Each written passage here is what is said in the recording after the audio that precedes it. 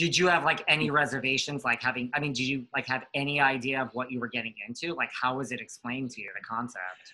No, they didn't really tell us anything. I mean, I had a little bit of an idea because when we went in for the casting, the first 2 or 3 castings were just regular castings where you go in and you talk to somebody, they take a photo of you.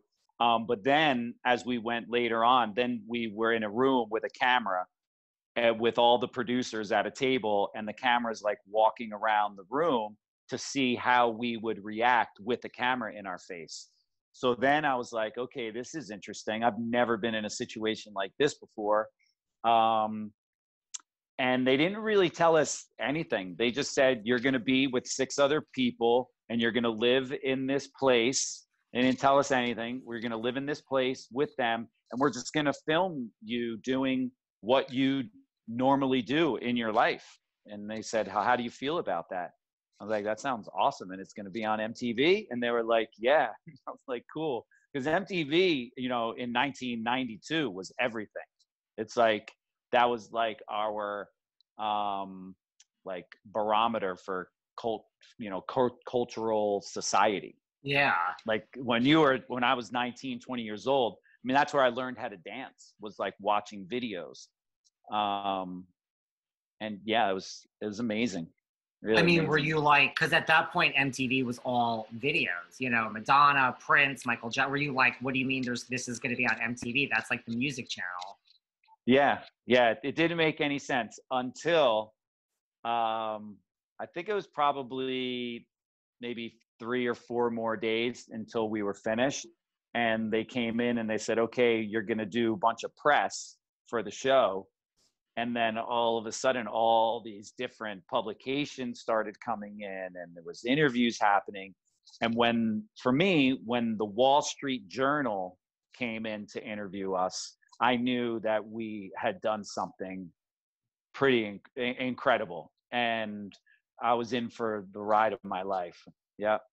Like, were you, because I mean, at that point, you know, the thing is, like, if you get cast for a reality TV show today, everyone says they don't know what they're doing. I'm like, you know what you're doing. Like, you watched it, you're like too conscious of it almost. I mean, at that point, like when you were in the house with the cameras, like, I mean, they were there, but like, is it true you just forgot they were there? Like, were you just really in your element?